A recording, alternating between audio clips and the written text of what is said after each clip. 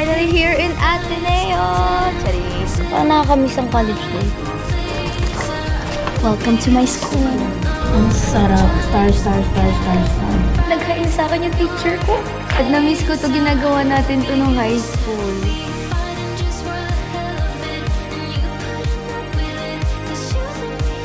Iba talaga, mas malamig. Kita niyo na ba si Jungkook doon?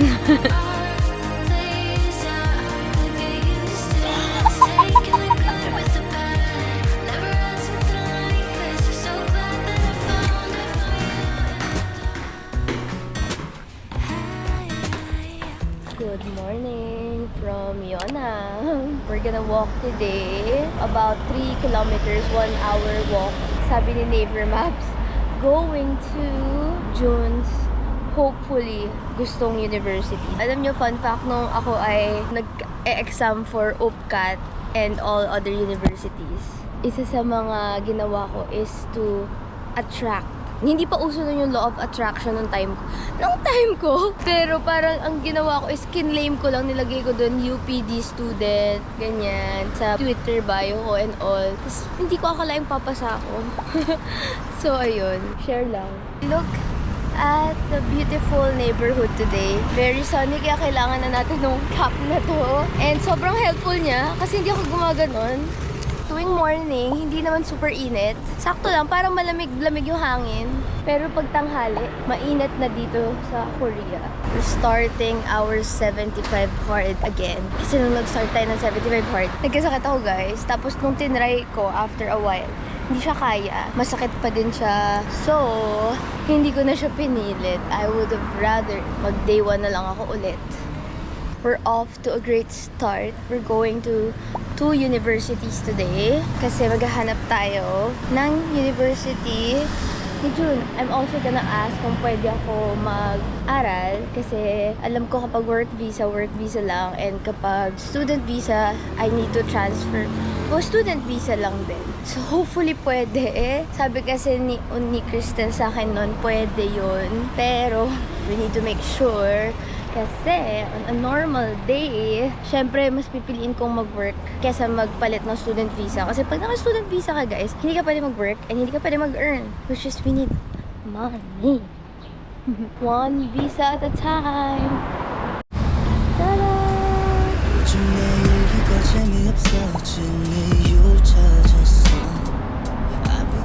After almost 2 kilometers, we're finally here in Ateneo! Charing! Sabi kasi nila Yonsei is the Ateneo of Seoul or Korea. So ito na yung first entrance. But yung building natin,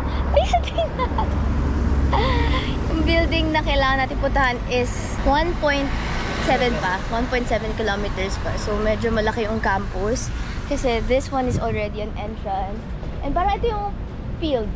Ayan no, baseball something nila. Ayan. Welcome to Yonsei. Yung curriculum nila for Korean language, guys, is mas textbook based, ganun. So if hindi kayo mahilig sa ganun, then maybe Yonsei is not for you. Sogang, usually dun yung mga nakikita kong content creators and yung mga nasa TikTok na nag-aaral ng Korean language dito. Sabi nila, mas mabilis ka matututo magsalita ng Korean.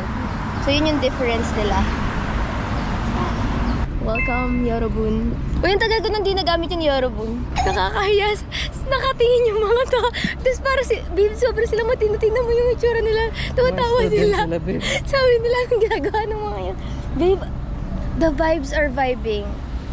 Parang sobrang nila, prim and proper and smart peoples of the universe. Hindi mo nakita ko ano yung tingin nila sa akin. Selfie! Ang ating dream school. So let's go, Kaja. This is the entrance. Na-miss ko ang UP live.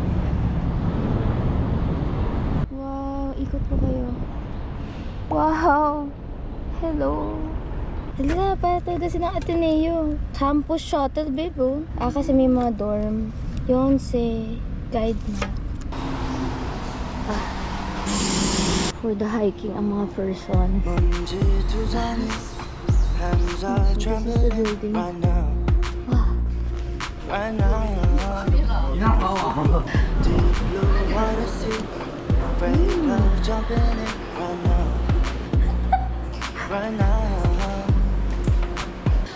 ang ganda. Ang ganda ng mga classroom. Ang ganda ng classroom. Parang sa K-drama. Ang ganda.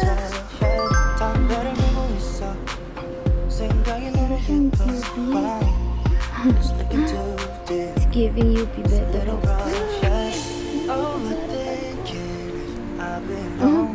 Wow, pwede ka pa GoPro ko. Grabe, para talagang UP. Nobody's stopping us from flying. Don't kill this mood, just singing na na na na na. Strava update.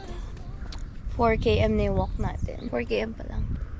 Welcome to the shooting location of parang madaming K-drama, especially True Beauty. Ang ganda pala talaga niya in person. Para ako nasa ibang bansa. Inikot-ikot tayo. Wow. Para akong nasa ibang world. No?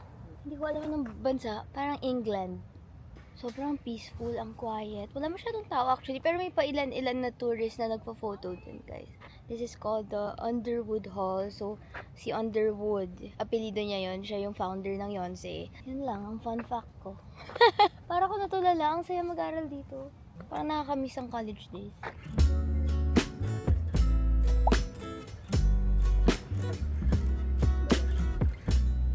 Hindi talaga ako Instagrammer, guys.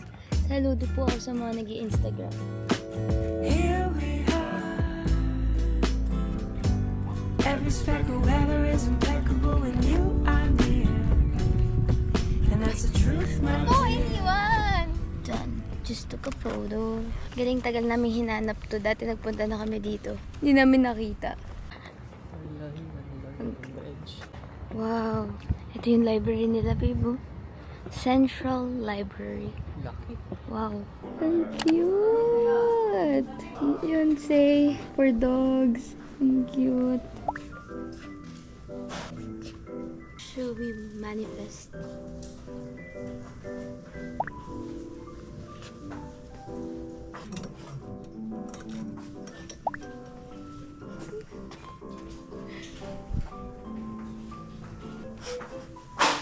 Hala, parang bagay sa akin. Ba't kasi summer na yun? Wala, pogi oh. Very nice. Sobrang comfy. Gusto ko mag-aral dito.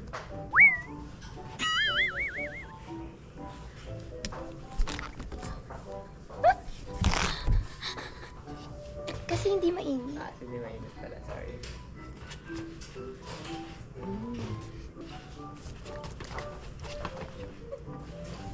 Magkano ba ito? Alam, may puffer jacket. Bibili ka niyan. Mura lang. 60 lang.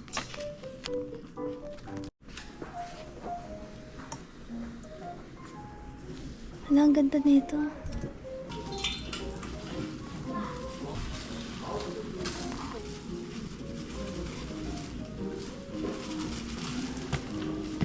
Welcome to my school. Finally here in Sogang.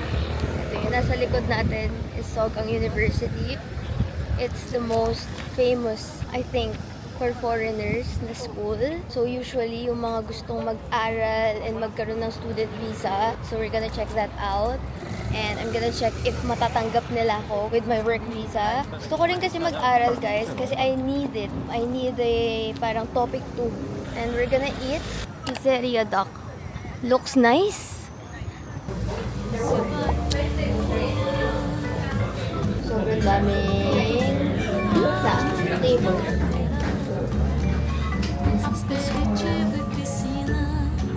Ang sarap. Anong best pizza na nakain mo? Parang isa to sa mga best pizza na nakain mo. Star, star, star, star, star.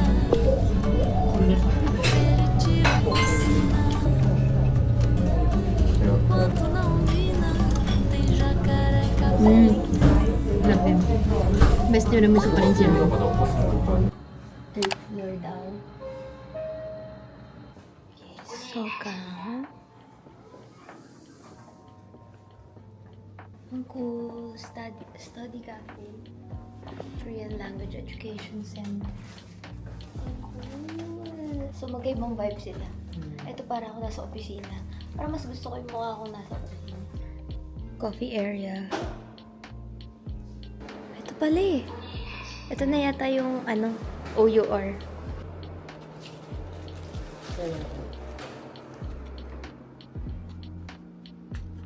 Sila na pala mismo nagsabi. Focus on speaking sila. Optimize for students who need to adapt to Korea quickly.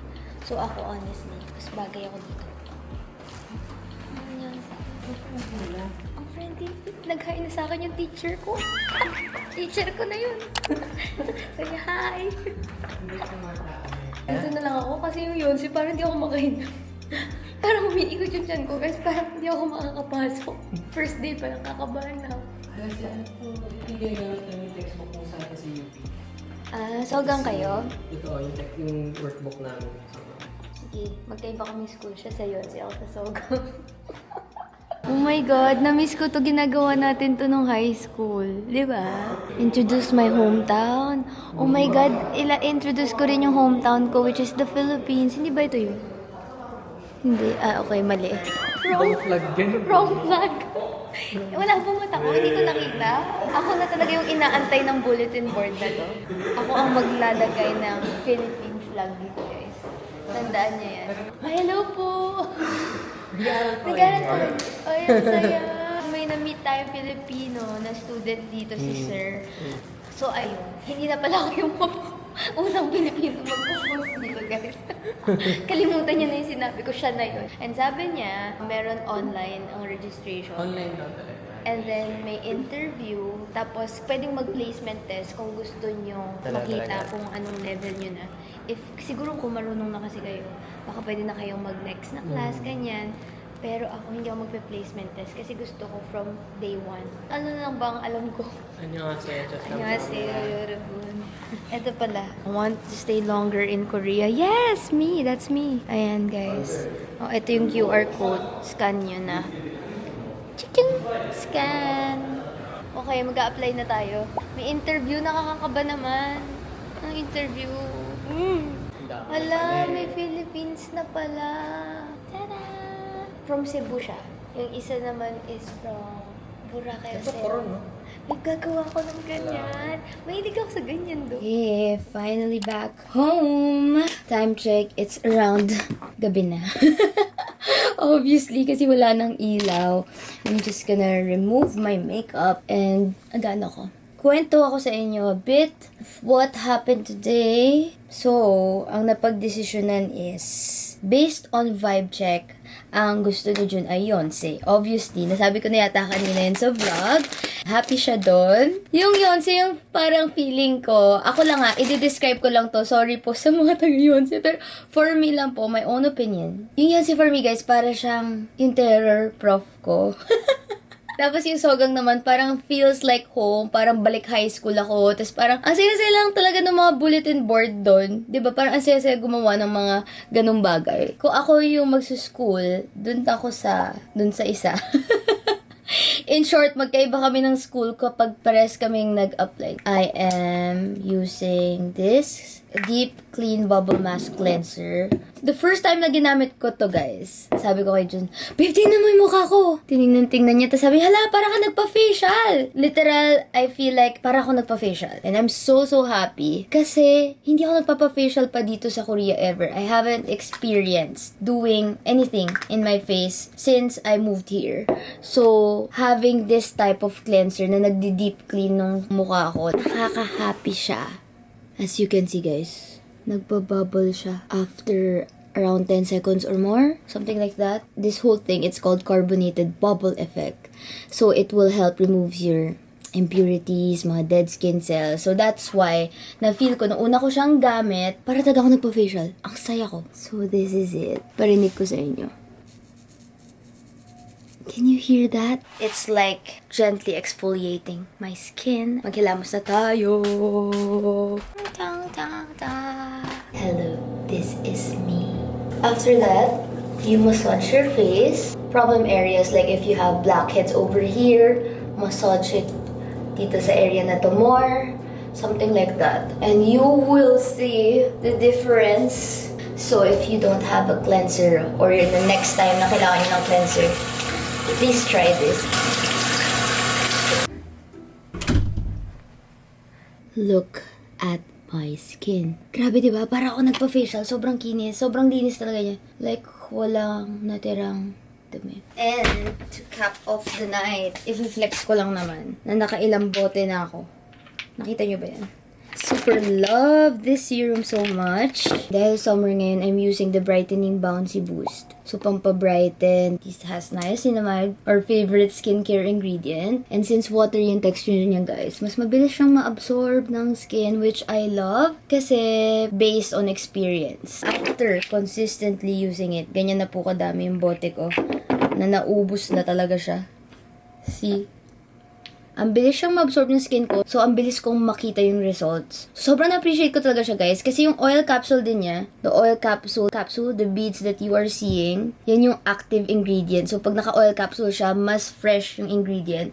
Tapos, since watery pa yung texture niya, mas fast absorbing. So, combo na talaga sila. The serum is really good if you have like pigmentation, overall na tone up correcting, if you want to tone up your skin, brighten your skin a bit, kung feeling nyo dull yung skin nyo, this is a really, really good serum. Pangalawang bote ko na siya, guys. Hindi lang siya surface tone up, guys. Makikita nyo siya na from within your skin, nag-glow talaga yung skin nyo. At least siguro one shade brighter yung skin ko ever since using this. So, I highly suggest you use this if you have the same problems as mine. Problems if you have the same issues as mine. So, that's it for our lazy skincare for today's video. Good night. Ay, wait. Ipapakita ko yung t-shirt na nabili ko from Yonsei. Okay, before we sleep, papakita ko sa inyo ang ating t-shirt. Sana! I got the Yonsei t-shirt to manifest. Kahit hindi naman ako yung papasok, pero malay nyo. I like it. Ang tagal ko nang gusto to. Actually, gusto ko yung jacket, guys. Pero, may isang taong pinagbawalan akong bumili ng jacket. So, pero pag-iisipan ko siya, siguro pag di ako nakatulog ng mga 3 to 4 days, or mga naiisip ko pa rin siya, bibilin ko siya. Kasi useful naman siya. Kasi malamig sa coffee shops. Anyway, good night, everyone. See you guys tomorrow. Study your lessons, be good, and take care of yourselves.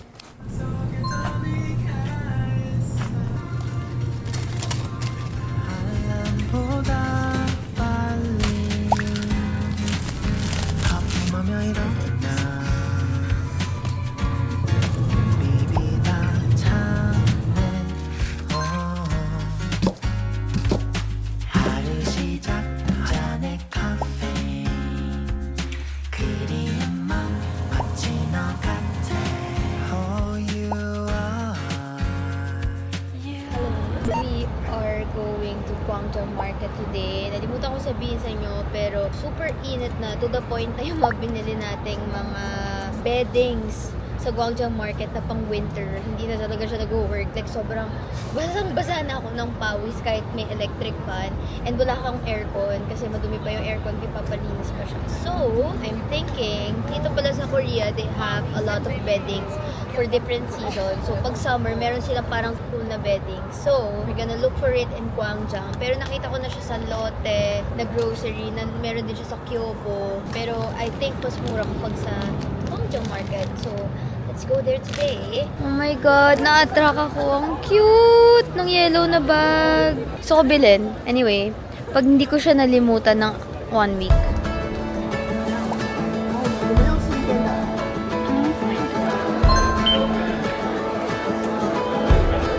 The shadows were dancing on the building's golden light when sunset. Welcome to Old Saga. It's just a few stations away from Hongdae. And we're going to Guangzhou Market. Ito na yung main road. So excited. Kasi pagkahawak ko sa mga, malamig siya, guys. Yung mga nasa lot. So iniisip ko, sana makakita talaga tayo sa Guangzhou. Kasi dito sa Guangzhou, medyo mas mura siya. Sobrang familiar ng area na to. Cheonggyecheon Stream! Ah, talaga ba? A look of a different part of Cheonggyecheon Stream. Ang saya. Medyo mataas yung railings dito. Wow, parang ang daming Korean skincare na super mura lang sa loob. Up to 90% off daw. It's called Off Beauty. This is Gwangjang Market. Dito yung popular na Netflix noodles. Si Roro, babe, oh. Ro.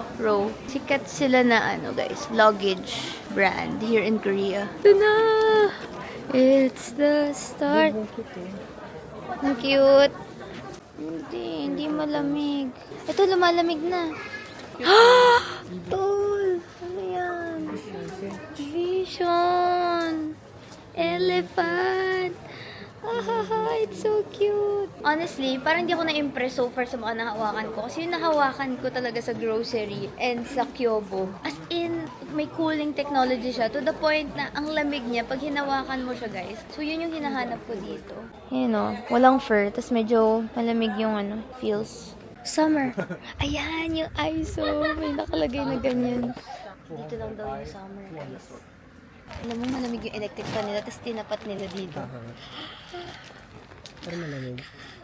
Ang summer nga. Ang sarap. Parang ang sarap ng tulog ko dito, sir. So, paano pag autumn, iba na naman? Ang gastos pala mabuhay sa first world. Parang malamig rin. Pag malamig na, magpalit ka na ng pang winter. Ang lamig niya sa feels. Okay to. How much? 50,000? Mura lang talaga, no, ng mga beddings nila kahit ang ganda ng quote. So far, iba yung ina-expect ko. Pero, ganun pala pag summer. Iba yung tela niya. Ngayon ako nakakita ng ganong tela. Pero sobrang cool. Parang sobrang fresh and presko. Pero ikot pa tayo. Pero naalala ko, guys, isa yun sa mga nagustuhan kong store nung nag-ikot na talaga tayo dito nung December.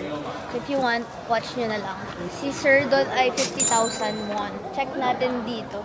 Dito sa may loob-loob. Ito. Kailangan din kasi natin nung parang bedding yung parang ganito. Iba yun. Pero kasi to parang hindi ko type yung feels. O, type mo naman. Okay, we're back here. Isang mahabang street na puro blankets. We're back here. Imagine nyo guys, ilang palit na tayo ng season dito sa Korea. Ito parang same nga sila ng technology.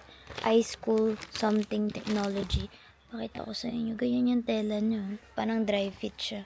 Ganyan yung gusto natin. 근데 비싸. Made in Korea. Made in Korea. Mahal daw. Yung nasa inside. Parang ayaw niya ako papasukin. Feeling niya hindi ko afford. Sir naman, malay mo naman, ma-afford natin. Ikaw naman,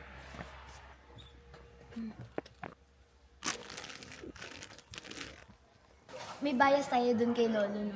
Kasi last time talaga, Okay naman yung kanya. siya yung pinaka-okay yung presyo. Tapos siya pa yung pinaka-magandang quality. Ano yung favorite mo ba? Ano yung favorite mo sa lahat ng bed toppers? Wala naman. Hindi maarte. Yung tinanggal natin o yung gray lang? Gusto ko yung malambot lang. Ayoko yung may grid. Hindi ko masyado type eh. Lahat may grid. Ang dami dito nagla-live selling na ibang countries. Malapit na ako maging live selling ng ganito sa TikTok. Bebo, may nalagdag na 50k one. Ha? May nalagdag na 50k one. Nakita na, tapos nilapag na dun. Grabe sila. May nalaglag na ganito guys. Tapos iniwan niya lang dyan. So pag mawawalan kayo, malalaglagan kayo ng money, i-trace nyo lang kung saan kayo duman. Tapos mababalikan nyo yun. Like kahit yung cellphone. Napansin ko sa Japan, ibibigay sa sa office or sa parang police station. Dito, most of the time, ginigilid nila. Pero may mga pailan-ilan na mga taxi driver nilalagay agad sa police station. Ano to, babe? Pang dog ba to? Parang gusto ko na mag-settle kay Lolo kasi tried and tested ko na yung tapos model pa nun si IU. Ito high school. Ay, iba talaga. Mas malamig. Ay, babe. Alika, sige. Hindi. Ang cool talaga. Tanong lang natin magkano yung high school. Tanong ko lang. Queen? Queen size? 17,000. Sabi ko niya mas mura si Lolo eh. Pero ano kaya si Lolo? High school kaya? I-translate na natin siya. Cold beyond coolness. Ano siya? Kumot din? Wala, parang bus vibes to. Nice to meet you. Bye-bye! Yan lang bibilin natin. Wala tayong bedsheet, no? Parang wala silang mga bedsheet dito. Wow!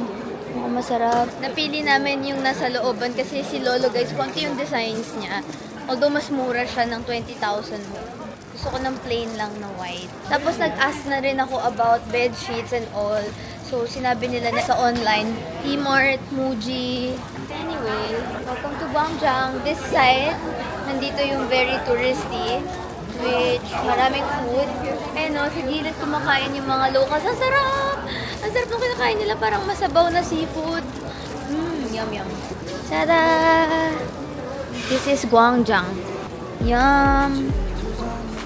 Wow! Wow! Parang ang sarap ng sugarcane juice. This is the most famous food na tinitinda dito, guys. Mung bean pancake. Ang daming mga paninda here. What is this? Parang ang cool. Coffee bar. Coffee roasting champion. Wow! Ang dami niyang awards. There's a line. Wow. Parang galing US and Japan. Ang mga tinda. Ayan, no? Diba? Oh, grabe ang haba ng pila dito sa restaurant na to. Ang haba rin ang pila dito. Oh my God, ang haba ng pila, guys. Twisted donuts waiting line. Sweet rice, twisted donuts, red bean. Blockbuster siya, babe. Ayan yung pila. Ala, sobrang haba. Babalik ako dito on a weekday. Kasi mahilig pa naman ako sa donuts. Pro tip, if you're here in Gwangjang on a Saturday, iwasan nyo yung bus. Kasi usually on a Saturday, merong, may mga protest, may mga rally sa City Hall. So usually nagda-divert, and sobrang traffic. So magti-train na lang tayo ulit. Gonna go home because we're meeting someone special tonight. So excited, I'm such a fan. Hindi ko alam paano kami naging acquaintance o naging magkakilala, pero let's go. Get ready pa ako. Bye-bye. Grabe, pinagkakaguluhan din to. Turns out it's a Michelin, ano ba yan, Beef Gourmand.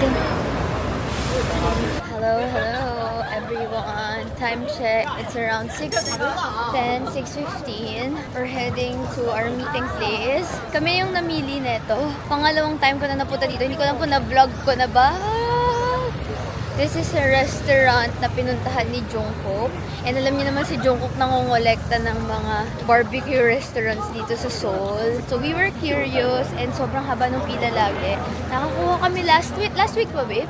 Sasabihin ko na. So we are meeting a very special person. Sobrang fan kami ni Jun na itong person na to. Nung una si Jun lang yung fan. But then, pinakilala niya sa akin. So di ko na tinigilang manood ng videos niya. I think kilala niyo siya. Si Fonzie! And nandito siya sa Korea right now. So, nag-message siya sa akin a week ago. Sabi niya nandito daw siya. So, mag-dinner kami. Tapos, ako yung namili nung restaurant. And yung napili ko, hingal na hingal yan. Yung napili ko, guys, is a popular restaurant kasi napuntahan siya ni Jungkook. Nakita lang talaga namin ni Justin Hangguk na merong picture ni Jungkook. Kasi turns out, pinuntahan siya ni Jungkook. So, tinry namin and masarap siya. So, sabi ko kay Font, anong gusto mong kainin? Dadaling ko sana siya sa Galbi Gym. Kaso pinili niya is Samgyup. Sabi ko, dito tayo kay Jungkook. So, we're walking to the restaurant. Kasi our reservation is at 7 p.m. Don't forget to reserve your table.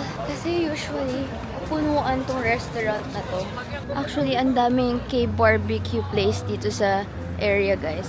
Maganda yung area na to. Yeonnam pa rin to. Ang laki talaga. This is the place, Yeonnam Grill. Ayan siya. Nakikita niyo na ba si Jungkook doon? Ayan. The sun is peeking through the cotton white blinds. Your hands still tangled up in mine. Feet on the wall, your head on me, floating easy. We got nowhere to be. Got nowhere to be. One vanilla latte. Ice. Ice. One soft drink. This is my favorite cafe here in Seoul. I'm always here.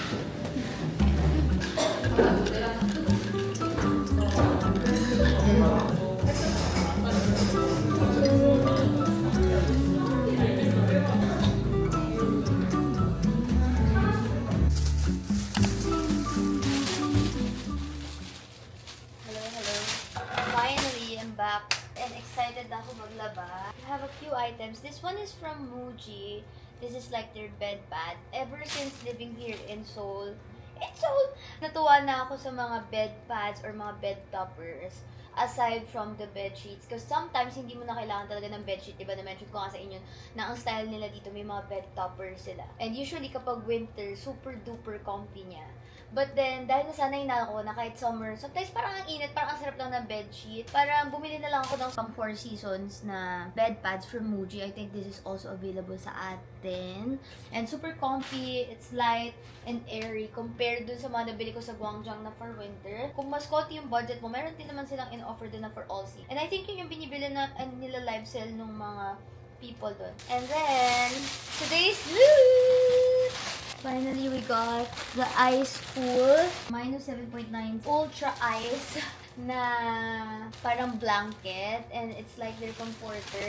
But honestly guys, pag nahawakan nyo siya, ang lamig. Ngayon nga, ang lamig niya eh. I'm so happy with what I got. Sobrang daming design, sobrang cute ng mga designs. But narealize ko, ang ingay nila sa video, eh baka hindi kayo ma-happy manood. So, binili ko yung white, pero gusto ko sana ng mga may designs. Kasi ang hirap niya ternuhan.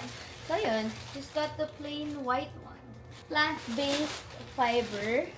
Yan. This one is made in Korea. Pero meron dun mga made in China, but Korean pa din daw yung mga gamit, materials, pero sa China ginawa. Hindi ko alam ang unahin ko. I think this one. Ano, manipis lang siya. Actually, pwede ko nga balik na rin maging white or gray. Ah! Ay, ang cute ng Muji. May ganito. Pang-hold ng bed. Pwede ka na hindi mag-bedsheet.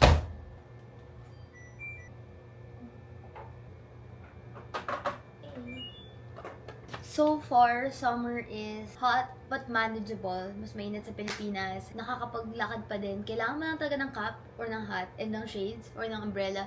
Pero so far okay siya. Hindi siya as malagkit kasi sa Pilipinas. Pero I'll update you guys. Kasi ang pinakamainit daw dito ay July. June pa lang naman. Okay, let's go! Let's wait. Grabe yung mga tela na to. Giving summer. Sobrang layo niya sa sa winter na mga binili natin. Yung super bigat, guys. Parang 2 tao dapat yung nagbubuhat. So, super gaan. Hindi ko na siya din dryer. Basa-basa pa siya. Kasi, baka masira.